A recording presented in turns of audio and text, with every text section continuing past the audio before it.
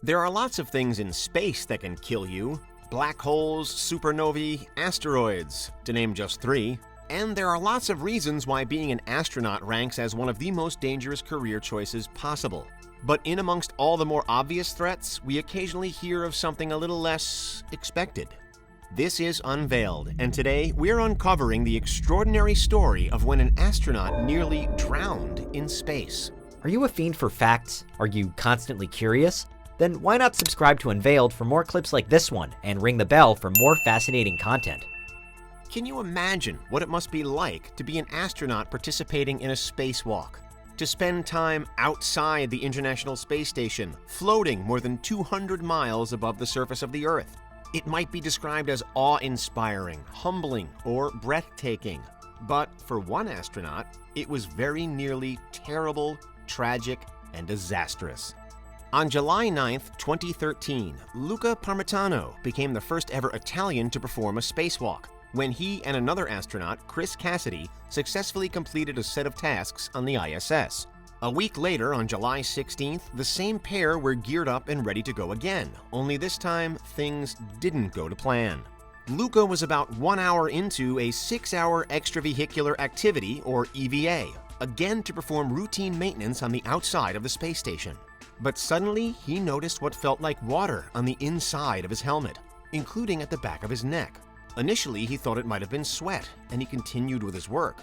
But then the amount of water increased, and kept increasing, until he and the rest of the ISS crew realized that they had a major problem on their hands. Still floating outside the station, Luca later recalled how the water at one time covered his mouth, nose, eyes, and ears, comparing the experience to being like a goldfish in a bowl.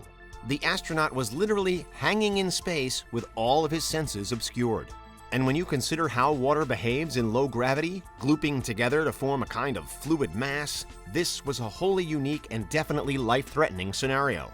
As such, the EVA was terminated by NASA ground crew, and the race was on to get Luca back to safety. As he made his way to the airlock, the water clung to his visor and to his face. He could barely see more than a few inches in front of him, so was relying on his intuition and the safety cable to guide him where he needed to go. At one point, he tried to shake his head to rid himself of the water, but it only made it worse. The tension at mission control and back on the space station was growing, but Luca himself reportedly remained calm throughout. By the time he was in the airlock and going through a repressurization routine, he couldn't even hear the rest of his crew because the water had by now filled his ears. It was only when he was back in the station proper that he could finally remove his helmet, drain the water, and try to make sense of what had just happened. Luca had very nearly died in space, drowned in his helmet, but the investigation that followed revealed some more unsettling details. In February 2014, 8 months after the incident, news broke of a damning report looking into how and why disaster had threatened. Conducted by the Mishap Investigation Board, it found that at least 1.5 liters of water had entered Luca's helmet during his ordeal. But it also discovered that a similar malfunction had taken place on a spacewalk shortly beforehand. On Luca's first spacewalk, the one he had participated in a week prior to the one that went wrong. A smaller leak had been noted toward the end of that mission, but NASA had failed to recognize the significance of it, and the ISS pressed on with its plans unaltered. With this in mind, as bizarre as a helmet filling up with water may seem, it seemingly wasn't quite so unheard of within NASA itself. In fairness, following Luca's near drowning, the spacesuits used were then put through a much more intensive review. There were now 2 reports of a similar fault, and the need to address that fault was met, with it eventually found that a blockage in a filter had caused excess water to spill out. Even so, headlines around the world made grim reading for NASA, with some reports claiming the agency could have avoided placing Luca into danger had it acted earlier. Fortunately, of course, the story has a happy ending. Luca survived and was mostly unfazed by the experience. He wasn't physically hurt, and his career was in no way affected. Today, he has amassed more than a year spent in space, split across multiple ISS missions. And he's passed many more hours conducting far more routine EVAs. What's more, in July 2015, 2 years after almost drowning on the ISS, he was chosen to lead an underwater training mission by NASA, held off the coast of Florida.